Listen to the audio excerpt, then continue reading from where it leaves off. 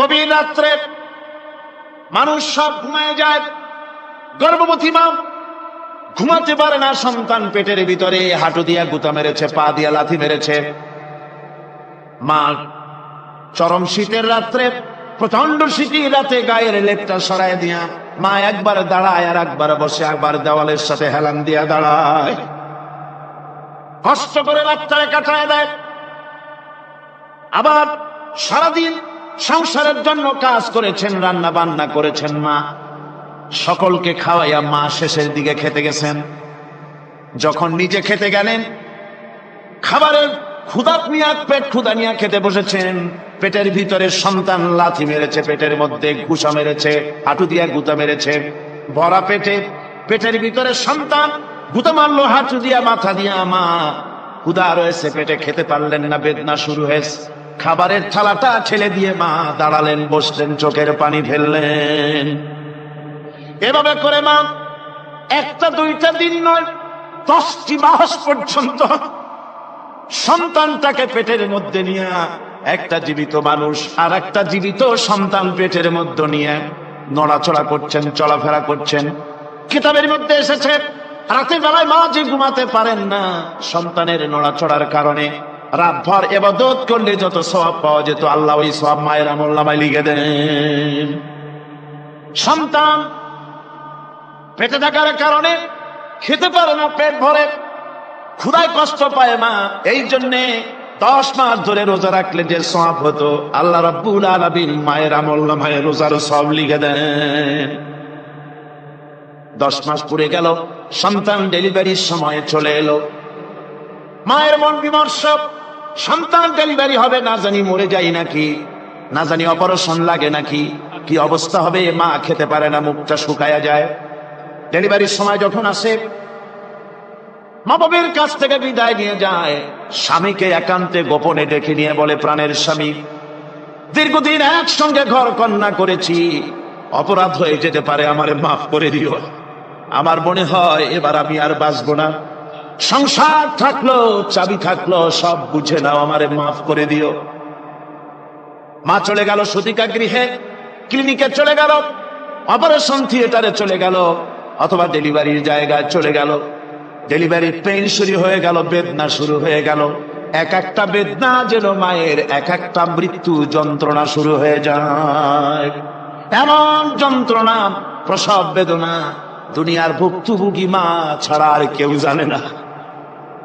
এই চরম বেদনার ভেতর দিয়ে, চরম কষ্টের ভিতরে মা যখন একটা বাচ্চা প্রসব করলো, জিহাদের ময়দানের মতো মা রক্তাক্ত হয়ে গেলেন, সন্তান দুনিয়া এলো। মা তখন অস্থির থাকেন, এত বড় বিরাট কষ্টের ভিতরে। আল্লাহ রাব্বুল আলামিন বলেন, সন্তান যখন ডেলিভারি হয়ে গেল, মায়ের মনের ভিতরে আমি তখন এই ফিলিংস, এই টেন্ডেন্সি জাগ্রত করে দিই, দেখ কি হয়েছে। মা তখন দেখতে চায় কি হয়েছে। মায়ের সামনে যখন এত কষ্টে হৃদয় বিঙ্গন, কলিজার 32টি নাড়ি ছেঁড়া যন্ত্রণা আর সন্তান যখন মায়ের চোখের সামনে আসে, আল্লাহ পাক বলেন, মা যখন তার ছেলের মুখের দিকে তাকায়, মেয়ের মুখের দিকে তাকায়, আল্লাহ বলেন 10 মাসের পেটে ধরা কষ্ট আর ডেলিভারির সব কষ্ট মায়ের মন থেকে মুছে ফেলে দেই। আল্লাহ রাব্বুল আলামিন বলেন, খবরদার দুনিয়ার মানুষ, এমন মায়ের সাথে নাফরমানি করবি না, এ মায়ের সাথে নাফরমানি করবি না, মাকে সম্মান করবি, মার কাছে দোয়া চাবি। দুনিয়ায় যদি সম্মান চাও, রিজেক্ট চাও, মায়ের পায়ে ধরে কাঁদো। মায়ের জাতি অনেক সম্মান তার। রাসূল করিম সাল্লাল্লাহু আলাইহি ওয়াসাল্লামকে প্রশ্ন করা হয়েছে, হুজুর খেদমত করবো কার? হুজুর কয় মায়ের। তারপরে কার? হুজুর কয় মায়ের। তারপরে কার? হুজুর বলেন মায়ের। তারপরে কার? তোমার পিতা। 3 গুণ। তোর মায়ের মর্যাদা 3 গুণ বেশি, তোর বাবার চাইতে মর্যাদা বেশি। সুবহানাল্লাহ পড়ে। আর আজকে ইসলামের শত্রুরা তারা বলে যে ইসলাম নারীর অধিকার আদায় করে না। নারীর অধিকার ইসলাম দেয় নাই তো কে দিয়েছে? আমার বন্ধুগণ, বিশ্বনবী জনাব মুহাম্মদ রাসূলুল্লাহ সাল্লাল্লাহু আলাইহি ওয়াসাল্লাম মসজিদে নববীর ভিতরে বসে আছেন। এক বৃদ্ধা মহিলা মসজিদের মধ্যে প্রবেশ করলেন। হুজুর বৃদ্ধাকে দেখে দাঁড়ায় গেলেন, বিশ্ব নবী বুড়ি মেয়ে লোককে দেখে দাঁড়ায় গেলেন। আল্লাহ নবী বুড়িকে দেখে দাঁড়ালেন। বুড়ি তখন কাছে এলেন, আল্লাহর নবী নিজের গায়ের চাদর বুড়ির জন্য বিছায়া দিলেন। বুড়ি বসলেন। এরপরে কথাবার্তা সারার পর বুড়ি যখন বিদায় হবেন, হুজুর আবার দাঁড়ালেন। বুড়ি মহিলা চলে গেলেন। সাহাবায়ে কেরাম বলেন, ইয়া রাসূলুল্লাহ, কিছুই বুঝলাম না, একজন বৃদ্ধা মহিলার জন্য বিশ্ব নবী দাঁড়ান আর গায়ের চাদর বিছান, আমরা বড় আশ্চর্য হয়ে গেলাম। নবীজি বলেন, ও আমার সাহাবীরা, তোমরা জানো না এই মহিলা কি চিনতে পারো নাই? আমি আমার মায়ের দুধ আমার জীবনে কিসমতে তেমন হয় নাই, আমি আমার মায়ের দুধ তেমন কিসমতে পাই নাই। যার বুকে দুধ খেয়ে, যার কোলে কাখে চড়ে আমি বড় হয়েছি, আমার সেই দুধ মা, ইনি হযরতে হালিমাতুস সাদিয়া, আমার সেই দুধ মা। রাসূলুল্লাহ নিজে সম্মান দিয়েছেন মায়ের। খবরদার, মাকে অসম্মান করবেন না, মাকে সম্মান করবেন, মাকে শ্রদ্ধা করবেন। আমার বন্ধুগণ, আলেম ওলামা পীর বুজুর্গদের জন্য হাদিয়া তো দেন আপনারা, কোনো নিষেধ নাই, দেন। হাদিয়া দেওয়াও সুন্নত, নেওয়াও সুন্নত, দিবেন, আমি কোনো নিষেধ করি না। কিন্তু আমি বলতে চাই, পীর বুজুর্গদের কাছে, আলেম ওলামাদের কাছে হাদিয়া দিয়া আল্লাহরে যত না খুশি করতে পারবেন, এই ডালিম বেদানার মৌসুমে বেদানা একটা ভেঙে নিজ হাতে যদি মায়ের মুখে তুলে দেন, আল্লাহর আরশ খুশি হয়ে যাবে, আল্লাহর আরশ আজিম খুশি হয়ে যাবে, আল্লাহ পাক খুশি হয়ে যাবে। মায়েরে খাওয়াও, বাপকে খাওয়াও, তোমার সবচেয়ে বড় পীর তিনি। সুবহানাল্লাহ পড়ে, সুবহানাল্লাহ। মা বাপ যদি একটু দোয়া করে দেয়, তোমার জিন্দেগির কাম শেষ। একটু বদদোয়া করলে জাহান্নামে যাবে, কোন পিসাব বদদোয়া করলে জাহান্নামে যাবে এমন কথা নয়, কোন মা বদদোয়া করলে দোজখে যাবে এমন কথা নয়। রাসূল বলেছেন, হুমা জান্নাতুকা ওয়া নারুকা, মা বাপ তোমার বেহেশত, মা বাপ তোমার জাহান্নাম। মা বাপ যদি অসন্তুষ্ট হয়, দোজখে যাবি, আর মা বাপ যদি খুশি, আল্লাহর জান্নাতে চলে যাবে। সুবহানাল্লাহ, সুবহানাল্লাহ, সুবহানাল্লাহ। মায়ের পায়ের তলে করবে। আমরা পুরুষ, আমাদের গত বছরও বলেছি, আমরা পুরুষ, আমাদের পায়ের তলে জুতা, আমাদের পায়ের তলে কি? শুধু জুতা।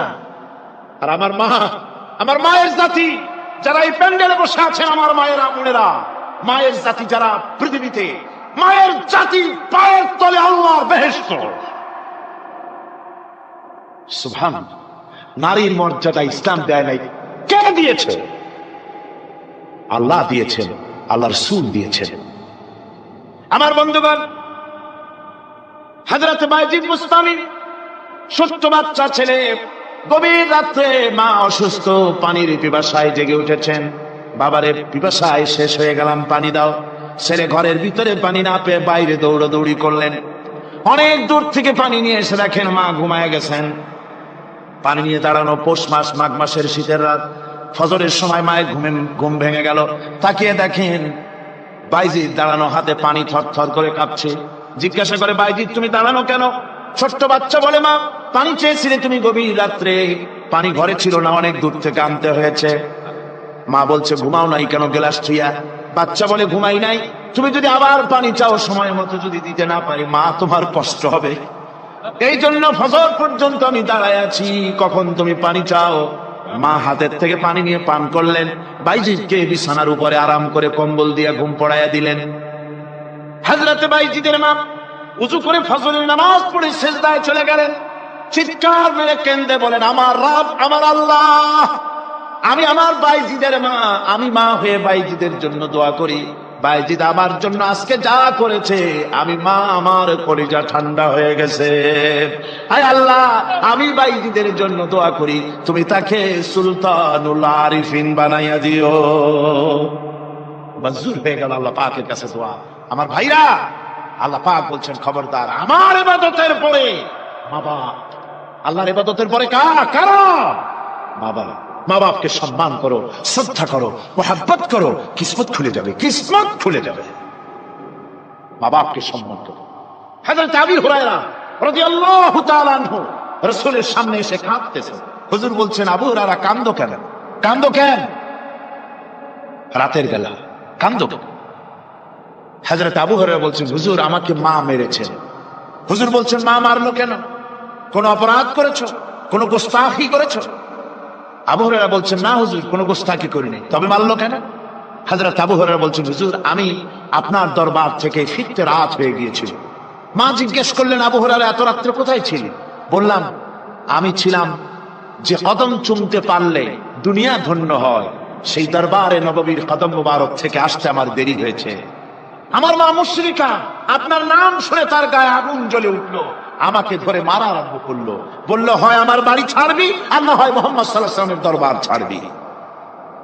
আমি বললাম, আমার মা, তুমি বুড়ি মানুষ, তোমার গায়ে যত শক্তি আছে সমস্ত শক্তি দিয়ে আমারে পিটাও, আমারে মারো।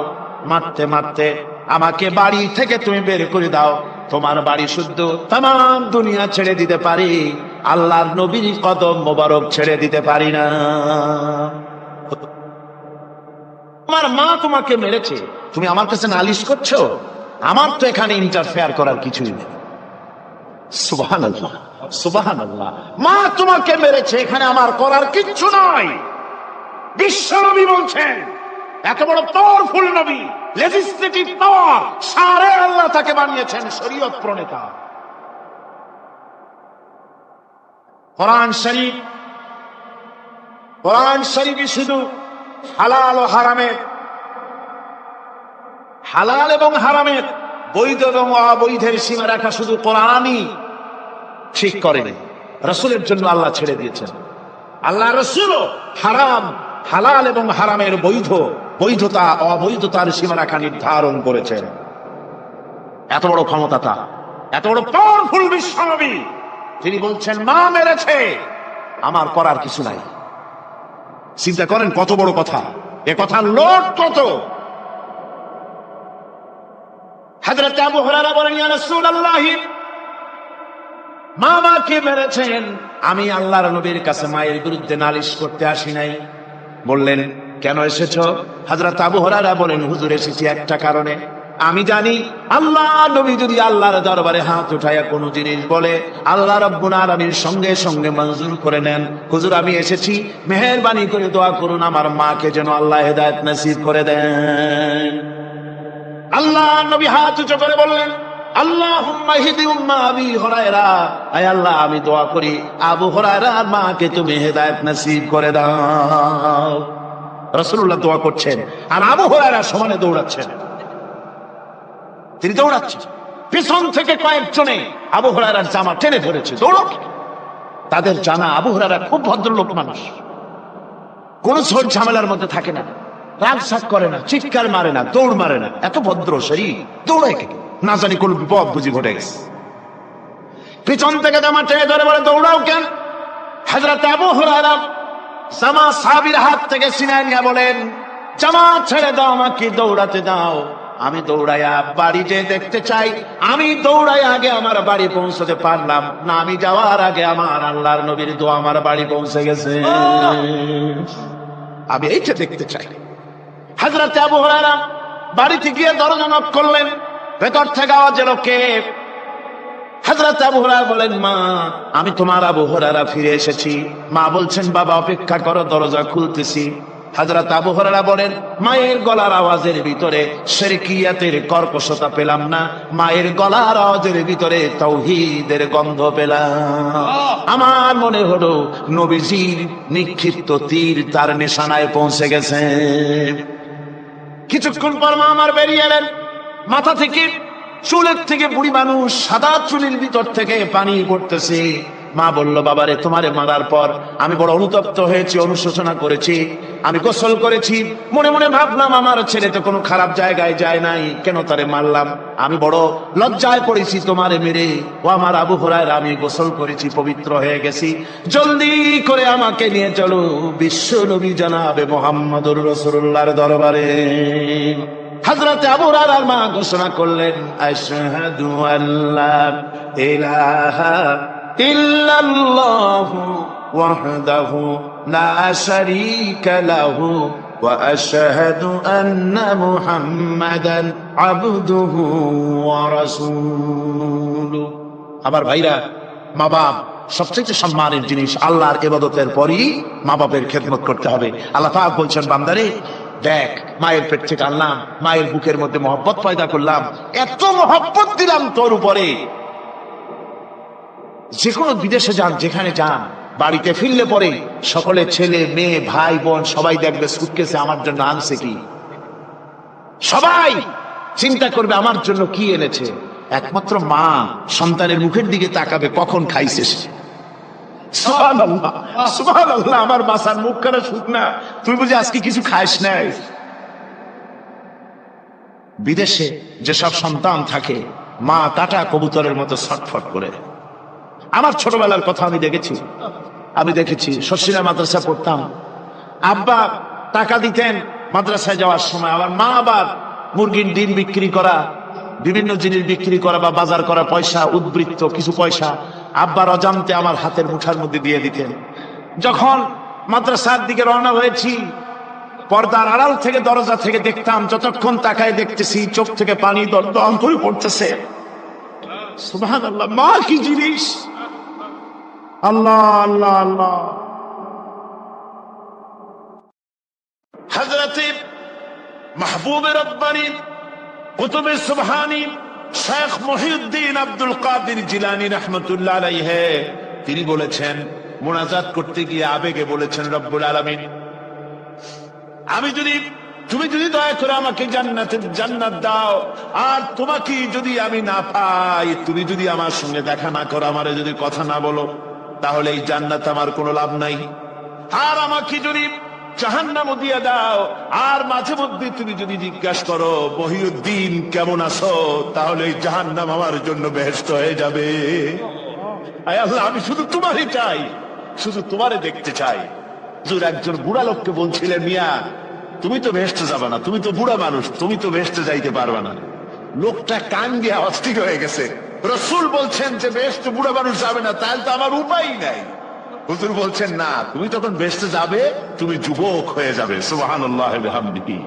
একজন কালো মানুষ হুজুর বলছেন যে কালো মানুষ বেহেশতে যাবে না, সে তো একদম কান্দে হয়রান। হুজুর বলছেন, দেখো তুমি যখন বেহেশতে যাবে, তুমি কালো থাকবে না, তুমি সুন্দর সুশ্রী হয়ে যাবে। সুবহানাল্লাহ ওয়া বিহামদিহি।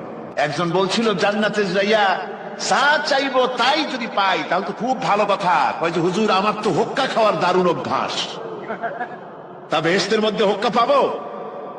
বুজুর্গ ব্যক্তি বলছেন, আল্লাহর বান্দা, বেহেশতে যাইয়া যদি তুমি হোক্কা খাইতে চাও তো আল্লাহ তোমার হোক্কা দিবেন, কিন্তু আল্লাহর কসম করে বলতে পারি, বেহেশতে যাইয়া এমন পচা জিনিস খাওয়ার তোমার ইচ্ছে জাগবে না।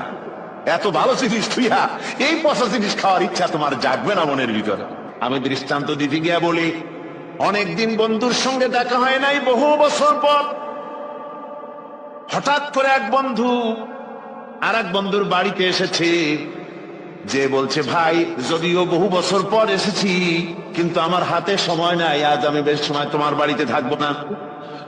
ওই বাড়িওয়ালা বন্ধু বলে, বন্ধু যতই ব্যস্ততা তুমি দেখাও না কেন, আজকে যখন তোমার একবার পাইছি, আমি তোমাকে ছাড়বো না। এই হলো একটা ছাড়বো না। আর ঢাকা হাইকোর্টের সামনে থেকে মকিম গাজী পালায় গেছে, ডাকাত।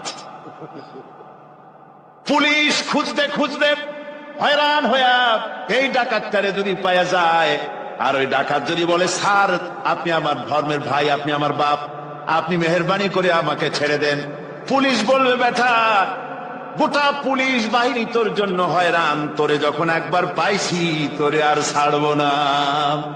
তাহলে বন্ধুর ছাড়বো না আর পুলিশের ছাড়বো না এক জিনিস। জাহান্নামীদেরকে ধাক্কা মারতে মারতে জাহান্নামের দিকে নিয়ে যাবে, জাহান্নামের দিকে যেতে চাইবে না, তাই ধাক্কা মারা লাগবে। আর বেহেশতীদের ধাক্কা মারা লাগবে কেন?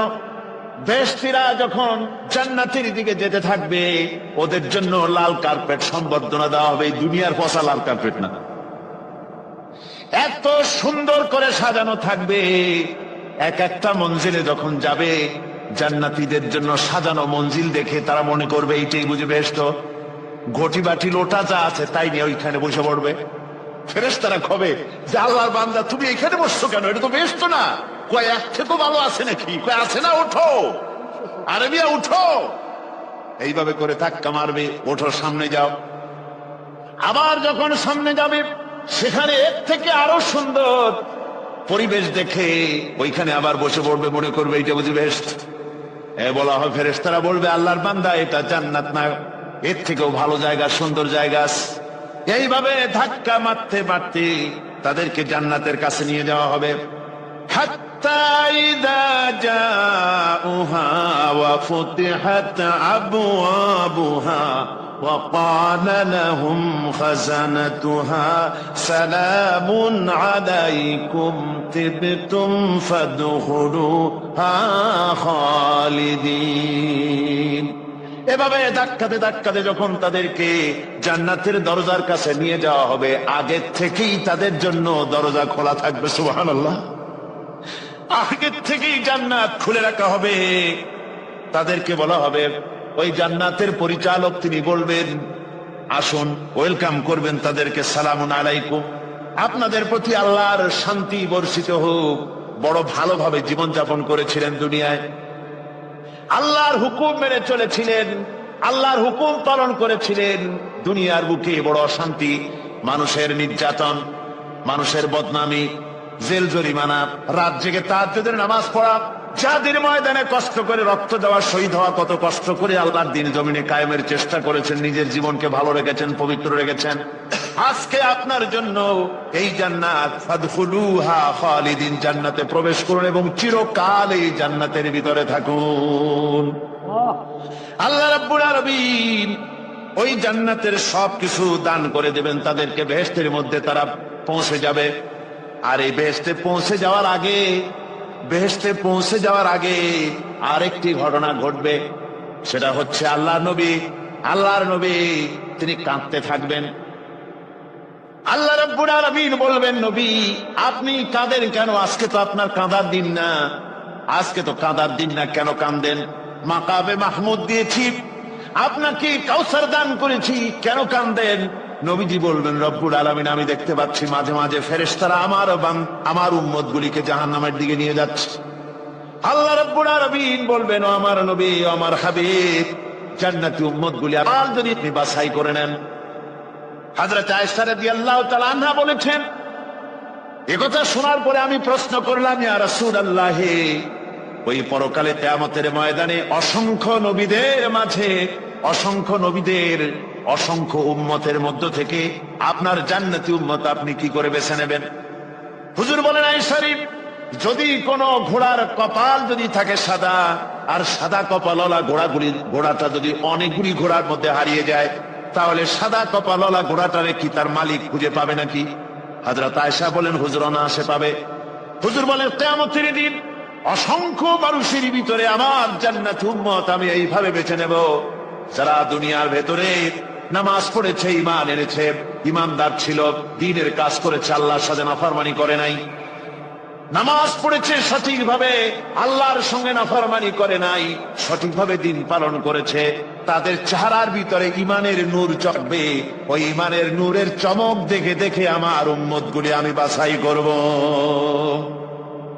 সেদিন ওই কিয়ামতের ময়দানে যারা নামাজ পড়ে না, রোজা রাখে নাই, বরং দ্বীনের সঙ্গে বিরোধিতা করেছে, আল্লাহর সঙ্গে নাফরমানি করেছে, ইসলামকে অস্বীকার করেছে, আল্লাহর দ্বীন যারা জমিনে কায়েম করতে চায় তাদের সঙ্গে বেয়াদবি করেছে, ওরা বলবে, হে রাসূল আমিও তো আপনার উম্মত, আমারও সুপারিশ করুন।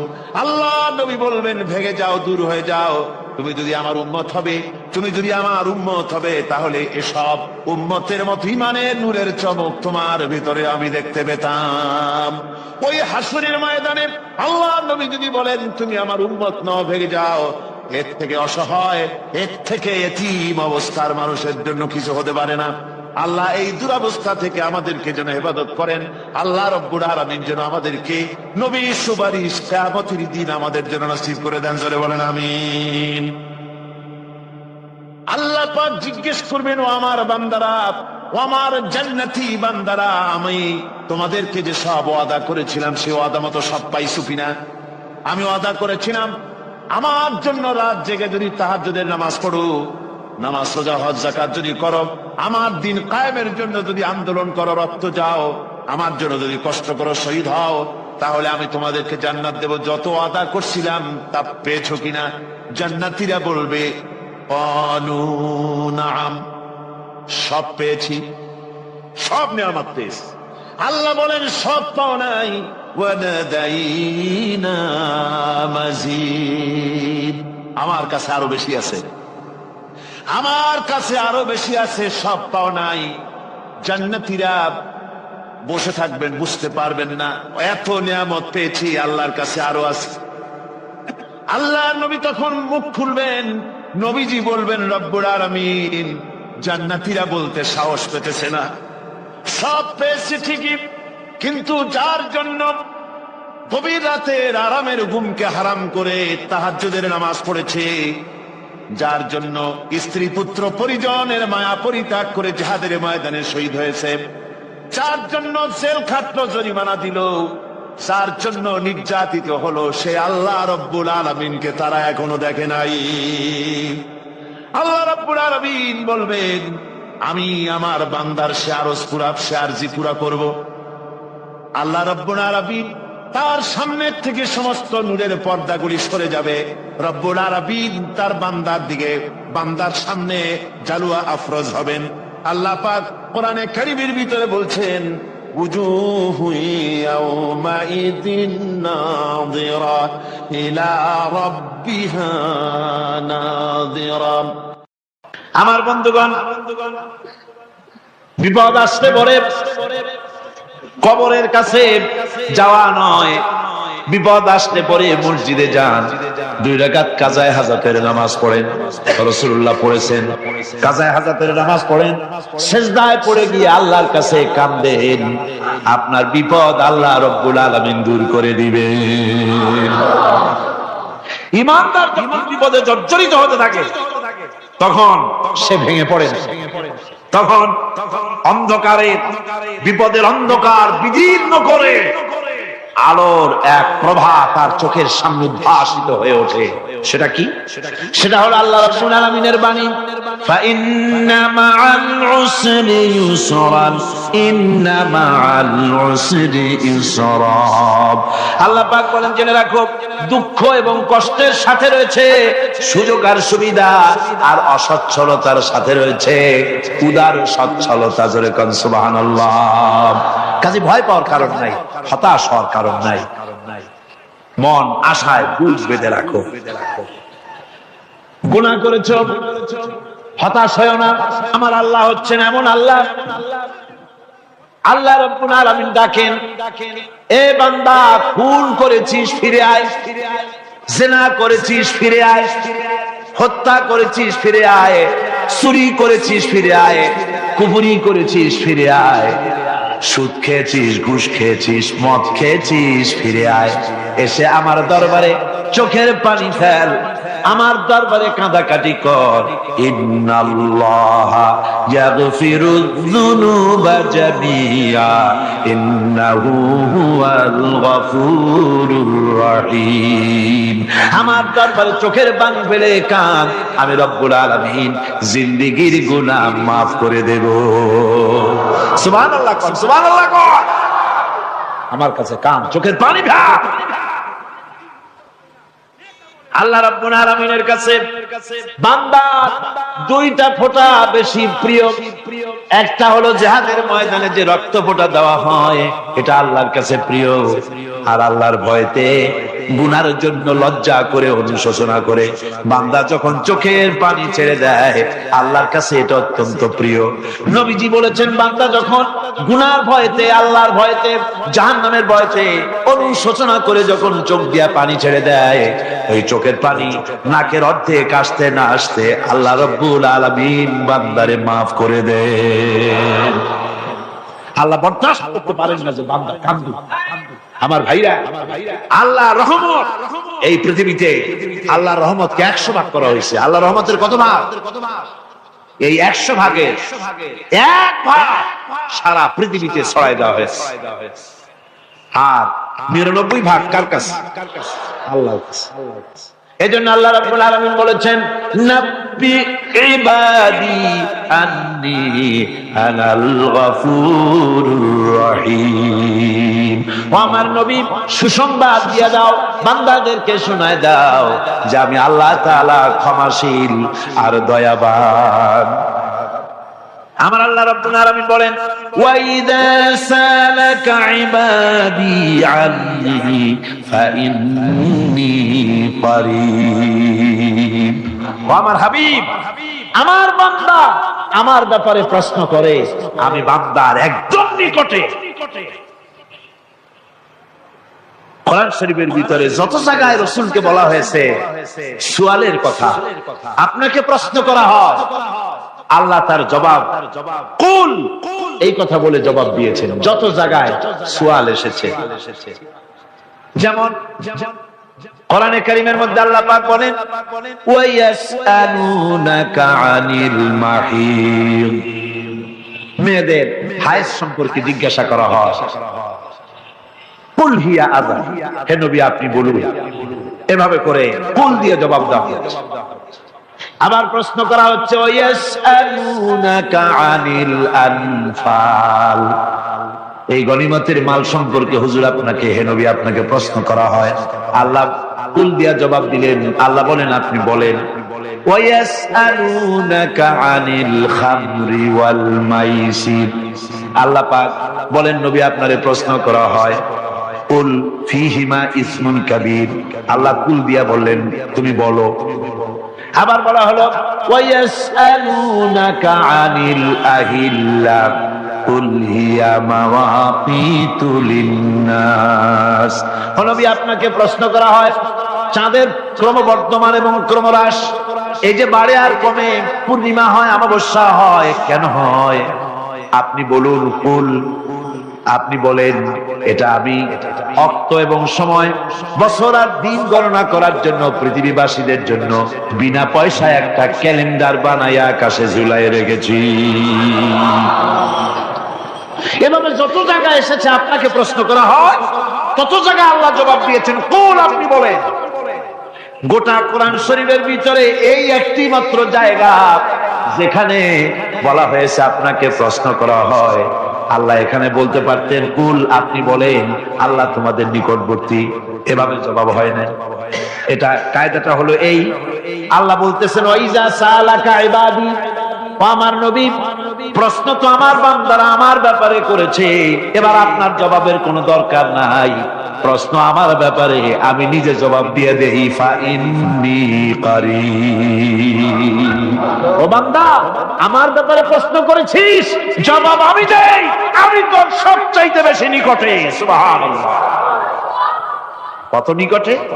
ওয়া নাহনু আকরাবু ইলাইহি মিন হাবলিল ওয়ারিদ, তোর যে রব এই শাহরগের চাইতেও আমি তোর বেশি কাছে। সুবহানাল্লাহ, আমারে ডাক, আমারে ডাক, কলিজা দিয়া ডাক, অন্তর দিয়া।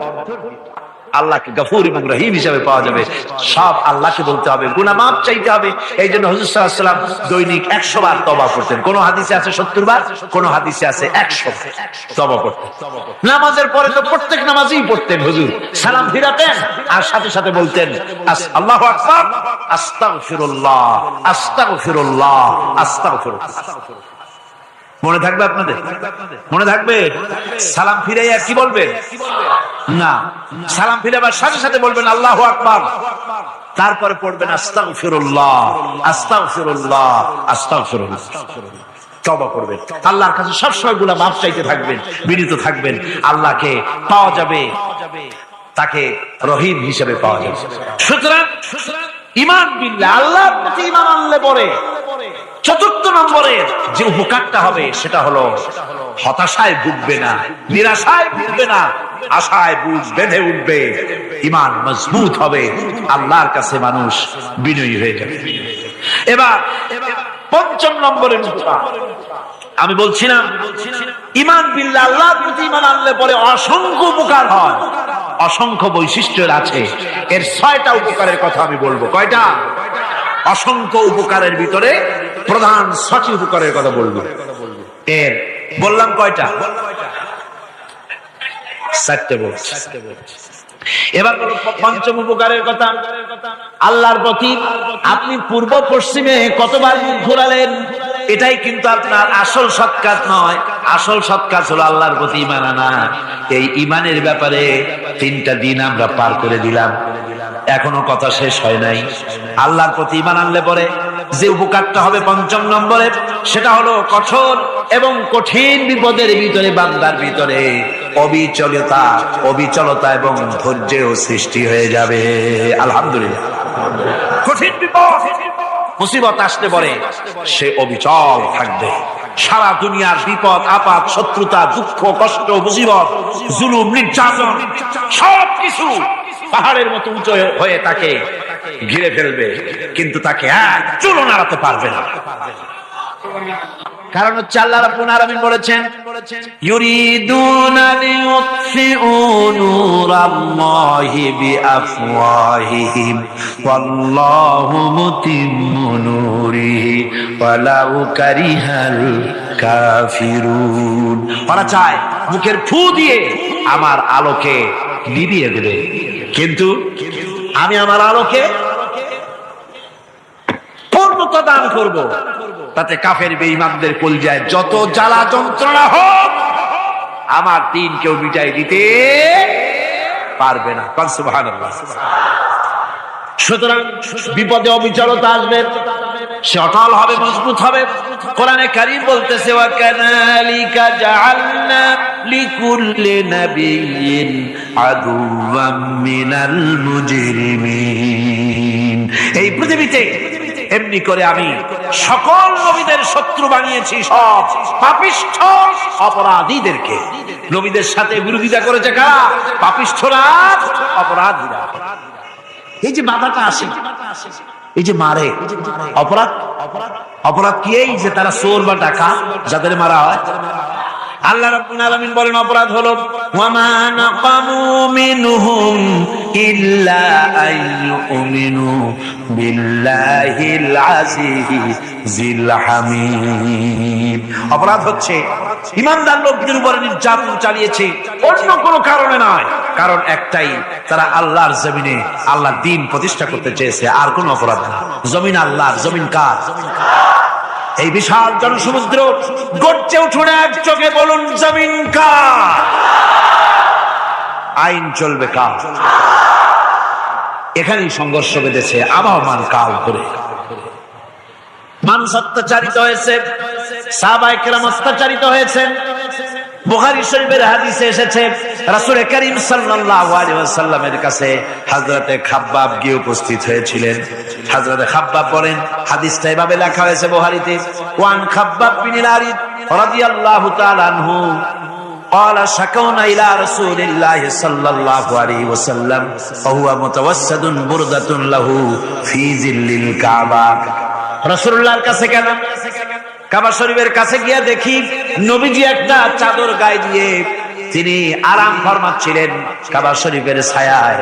সেখানে গিয়ে বললাম, আলা তাস্তানসিরু লানা আলা তাদউ লানা ইয়া রাসূলুল্লাহ, হে আল্লাহর রাসূল, আপনি কি আমাদের জন্য আল্লাহর কাছে দোয়া চাইবেন না? আপনি কি আল্লাহর কাছে আমাদের জন্য সাহায্য চাইবেন না? আমাদের লোকগুলিকে, মুসলমানগুলিকে মারতে মারতে তো শেষ করে ফেলে দিল। তারা আমাদের সুমাইয়াকে মারলো, আমাদের খাব্বাবকে উটের সাথে পায়ের দড়ি লাগায় টানলো, আমাদের খোবায়েবকে তারা আগুনের উপরে চিৎ করে শোয়ায় রাখলো, না খায় রাখতেছে, মারতেছে। কষ্টে তো শেষ হয়ে গেলাম, হুজুর আপনি কি আমাদের জন্য দোয়া করবেন না? হাদিস শরীফে এসেছে, নবীজি উঠে বসলেন সোজা হয়ে। নবীজি বলেন, ও আমার সাহাবী, ও খাব্বাব শোনো, তোমাদের আগে এই পৃথিবীতে যারা দ্বীনের দাওয়াত দিতে এসেছিলেন তাদেরকে সমকালীন রাষ্ট্র শক্তি, সমাজ শক্তি তাদেরকে ধরতো। ফায়ুখাজুর রাজুলু, তাদেরকে তারা ধরতো। ফায়ুফারু লাহু ফিল আরদ, আর তার জন্য জমিনের ভিতরে কবর বানাইতো। ওই কবর ফায়ুজালু ফিহা, ওই কবরের ভিতরে তাকে কোমর পর্যন্ত গেড়ে দিত। সুম্মা ইউতা বিল মানশার, এরপরে করাত আনতো। ফায়ুদাউ আলা রাসিহি, এরপরে ওই করাত তার মাথার উপরে রাখতো। ফায়ুজালু নিসফাইন, এরপরে করাত দিয়া চিরে জিব করে ফেলে দিত। মা ইয়াসুদ্দুহু যালিকা আন দীনিহি। ও আমার খাব্বাব, এত কষ্ট দেওয়ার পরেও সেই যুগের কোন মুসলমানকে, দ্বীনের দায়ীদেরকে আল্লাহর দ্বীন থেকে এক চুলো তারা সরাই দিতে পারে নাই, এক চুলো সরাতে পারে নাই। ওয়াল্লাহি ও খাব্বাব, আমি আমার আল্লাহর নামে কসম করে বলছি, লা ইউতাম্মান্নাল্লাহু হাযাল আমর হাত্তা ইয়াসিরা আর-রাকিবু মিন সানা ইলা হাযরামাউত। আমি কসম করে বলি আল্লাহ রাব্বুল আলামিনের, এই সানা থেকে হাযরামাউত পর্যন্ত লোকেরা যাতায়াত করবে, সুন্দরী রমণীরা গমন করবে, সদাকারেরা যাতায়াত করবে, টাকা নিয়ে পয়সা নিয়ে যাতায়াত করবে। তাদের মনের মধ্যে লুটের ভয়, টাকার ভয়, চুরির ভয়, ডাকাতির ভয়, জেনার ভয়, হত্যার ভয়, ধর্ষণের ভয়, কোনো ভয় থাকবে না। লা ইয়াখাফু ইল্লাল্লাহ, আল্লাহ ছাড়া কোনো ভয় থাকবে না। এমন একটা সমাজ, এমন একটা সময় আসবে, ওয়ালাকিন্নাকুম তাস্তাজিলুন, অথচ খুব তাড়াহুড়ো তোমরা করতেছো। তাড়াহুড়ো করো না, সময় আসবে ইনশাআল্লাহ। আর সে সময় আসছিল মদিনায়, আসে নাই? আসে নাই? আমার বন্ধুগণ, কঠিন বিপদে অবিচলতা এবং ধৈর্যের দৃষ্টান্ত রেখে গেছেন আম্বিয়া আলাইহিমুস সালাম। সুবহানাল্লাহ। কঠিন বিপদে অবিচলতা, দৃঢ়তা, ধৈর্য কারে বলে, তার দৃষ্টান্ত কারা রেখেছেন? আম্বিয়া আলাইহিমুস সালাম। ওনারাই আমাদের আদর্শ, নবীরাই আদর্শ। সাহাবায়ে কেরাম রিদওয়ানুল্লাহ তাআলা আলাইহিম আজমাইন আমাদের আদর্শ। ভাইরা আমার, মুসা আলাইহিস সালামকে ফেরাউন যখন ঘিরে ফেলে দিল, কোরআনের সব কথা গল্প গুজবার ইতিহাসের জন্য লেখা হয় নাই। কোরআনের মধ্যে যা লেখা হয়েছে সব বান্দাদের উপদেশের জন্য, যাতে করে লোকেরা চিরটা কাল এর থেকে উপদেশ নিয়ে নিজেদের তৈরি করতে পারে। জোরে বলেন সুবহানাল্লাহ। মুসা আলাইহিস সালামের কথা আল্লাহ বলেন, ফেরাউন তাকে ঘিরে ফেলে দিল, পালাবার রাস্তা নাই। ফালাম্মা ترى الجمعان قال أصحاب موسى إنا لمدركون। মুসা আলাইহিস সালামের উম্মতরা বললেন, হে মুসা, পাকড়াও হয়ে গেছি, পালাবার রাস্তা নাই। তিন দিক থেকে আমাদেরকে ঘেরাও করেছে ফেরাউনের শক্তি। সামনে কি? দরিয়া, আর তিন দিকে কি? ঘেরাও আন্দোলন। তিন দিক থেকে ঘেরাও হয়ে গেছে, পালাবার কোন রাস্তা। হযরতে মুসা আলাইহিস সালামের কাছে উম্মতরা বললেন, পালাবার তো কোনো পথ নাই, এখন উপায়টা কি? আমাদের তো আর উপায় নাই। মুসা আলাইহিস সালাম দেখেন বিপদে পড়ে গেছেন, কিন্তু ধৈর্য হারান নাই, ভয় পান নাই। ভয় পাইছিলেন? ভয় পেয়েছেন? প্রশ্নই ওঠে না। মুসা আলাইহিস সালাম, আল্লাহ পাক যাদেরকে বলেছেন উলুল আযম, রাসূল যাদের বলেছেন, তার মধ্যে হযরত মুসা একজন উলুল আযম। চারটি গাড়ি কথা না, আল্লাহ কথা বলছেন তার সাথে, কালিমুল্লাহ। সুবহানাল্লাহ। মুসা আলাইহিস সালাম শোনালেন, কাল্লা ইন্না মাইয়া রাব্বি সায়াহদিন। কখনো নয়, আমার উম্মতেরা ভয় পেও না, আমার রব অবশ্যই আমাকে পথ দেখাবে। সুবহানাল্লাহ। তিন দিক থেকে শত্রু, একদিকে দরিয়া, পালাবার কোন রাস্তা নাই। সেখানে দৃঢ়তার সাথে তিনি বলছেন, অবশ্যই আমার আল্লাহ আমারে পথ দেখাবে। সুবহানাল্লাহ। নবীরা এই দৃঢ়তা দেখিয়েছেন, অবিচলতা দেখাইছেন। আল্লাহ পাক মুসা আলাইহিস সালাম যখন এই দৃঢ়তা দেখালেন, এই অবিচলতা দেখালেন, সঙ্গে সঙ্গে জিবরাইল এসে হাজির হয়ে গেলেন। আল্লাহ পাক বলেন, ফাআওহাইনা ইলা মুসা আন আদরিব বিআসাকাল বাহরা ফানফালাকা ফাকানা কুল্লু ফিরকিন কাত্তাউদিল আযীম। মুসা আলাইহিস সালামকে আমি ওহী নাযিল করলাম, তাকে বললাম, হাতে যে লাঠি আছে, এই লাঠি দিয়ে আঘাত করো দরিয়ার উপরে। দরিয়ার উপরে আঘাত করলেন, একটা রাস্তা হয় নাই, 12টা রাস্তা তৈরি হয়ে গেল। আর দেওয়ালগুলা পাহাড়ের মতো উঁচা হয়ে গেল। দরিয়ার ভিতরে পাহাড়ের মতো উঁচা, মজবুত, 12টা রাস্তা। এবার মুসা আলাইহিস সালাম তার দলবল নিয়ে চললেন। আল্লাহ রাব্বুল আলামিন বলেন, وأنجينا موسى ومن معه أجمعين মুসা এবং তার সাথী সঙ্গীদেরকে আমি পার করে দিলাম। মুসা আলাইহিস সালাম এবং তার সাথী সঙ্গী নিয়ে যখন দরিয়ার মাঝখানে আসছে, ফেরাউন তার দলবল নিয়ে এসে গেছে। আসে দেখে নদীর মধ্যে রাস্তা, বাবা উত্তর কায়দা, ওর লোকজন নিয়ে নেমে গেছে দরিয়ার ভিতরে। ও আসছে মাঝখানে, মুসা আলাইহিস সালাম চলে গেছেন ওপার, দরিয়া পার। মাঝখানে যখন এসে গেল, আল্লাহ রাব্বুল আলামিন পানিকে অর্ডার করলেন কুন। আল্লাহর তো বটন টেপা লাগে না, মুখ দিয়া কোনো হুকুম করা লাগে না, শুধু বলেন কুন। যে ব্যাপারে কুন বলেন ফায়াকুন, সাথে সাথে হয়ে যায়। আল্লাহ বললেন কুন, আর অমনি রাস্তা বন্ধ হয়ে গেল। এবার তুফান শুরু হয়েছে নদীতে, ঢেউয়ের উপরে ঢেউ, মৌজুন কাল জিবাল, পাহাড়ের মতো উঁচু হয়ে হয়ে ঢেউ আসতেছে। দলবল ঘোড়া আর অস্ত্রপাতি যা ছিল সব মরে শেষ। এবার ফেরাউন একা উপরে ওঠে আর নিচে নামে, পানি খেতে খেতে পেটের কাম সারা। জনমের খাওয়া খাইছে পায় না, এখন জান চাষ, বাঁচবার আর উপায় নাই, বাঁচবার আর উপায় নাই। ফেরাউন তার নিজের জীবন সম্পর্কে হতাশ হয়ে গেল। এবার ফেরাউন বলতেছে, আমানতু আন্নাহু লা ইলাহা ইল্লাল্লাযী আমানাত বিহি বানু ইসরাঈল। আমি ঈমান আনলাম, আমি ঈমান আনলাম আল্লাহ ছাড়া কোন ইলাহ নাই। ওই আল্লাহর উপর ঈমান আনলাম যে আল্লাহর উপর ঈমান এনেছে বনি ইসরাঈলেরা। আল্লাহ যাতে ঠিক পায় যে কোন আল্লাহর উপর ঈমান আনছে। বনি ইসরাঈলের আল্লাহর উপর ঈমান আনলাম। আল্লাহ এই তো মুসলমান হয়ে গেছে, এরপরও আমার সিবাও কেন? আল্লাহ রাব্বুল আলামিন জবাবে বলেন, আল আন, এখন وَقَدْ عَصَيْتَ قَبْلُ وَكُنْتَ مِنَ الْمُفْسِدِينَ। এখনই মানার কথা বলছো, অথচ যুগের পর যুগ, বছরের পর বছর ধরে আমার মানুষের উপরে মন গড়া আইন চালায়েছো, আমার পয়গম্বরের সাথে বেয়াদবি করেছো। আজ তোমাকে আমি ছাড়ছি না, তোমাকে আজকে ছেড়ে দেব না। আমি তোমাকে মারব। আর সমস্ত প্রাণীগুলিকে, স্থলচর প্রাণীগুলিকে আল্লাহ পাক অর্ডার দিয়া দিলেন, এই ফেরাউনের লাশকে ডুবাবি না, পচাবি না, খাবি না। আল-ইয়াওমা নুনাজ্জিকা বিবাদানিক, আমি তোমার শরীরে বাঁচায় দেব। পোকে খাবে না, পানিতে পচবে না, মাছে খাবে না, কুমিরে খাবে না, দুনিয়ার কোন পশুতে খাবে না। আমি তোরে শুটকি বানাইয়া রাখবো, যাতে করে দুনিয়ার সমস্ত